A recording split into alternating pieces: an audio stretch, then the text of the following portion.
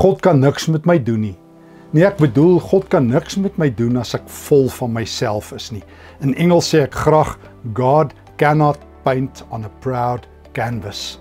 God kan nie op 'n tekenbord of op 'n skilderpapier enigiets beskilder wat reeds vol is nie.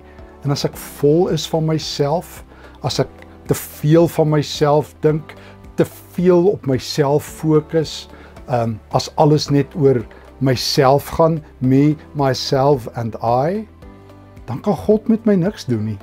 God wil hê ek moet leeg wees, leeg van myself. Ek moet my ego, my kruis, my alles aan sy voete neerlê. En ek moet toelaat dat die Heilige Gees my volmaak. Dis nie verniet dat Paulus die beeld gebruik dat ons vervul moet word met die Gees nie in Efesiërs hoofstuk 5. Die Gees moet die spasie oorneem. Die Gees moet my fokus verskuif na God toe. Dan raak ek leeg van myself. Dan raak ek vol van God. Dan verander my taal, my gedagtes, my hart, die gerigtheid van my lewe. Dan kan die Here my gebruik. En daarom, hoe kom ek leeg van myself? Ek doen wat Jakobus 4 en 1 Petrus 5 vra.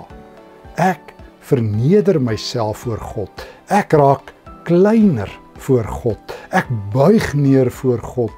En soos wat ek kleiner word in myself, word ek groter in die Here. En dan gebruik die Here my op sy terme.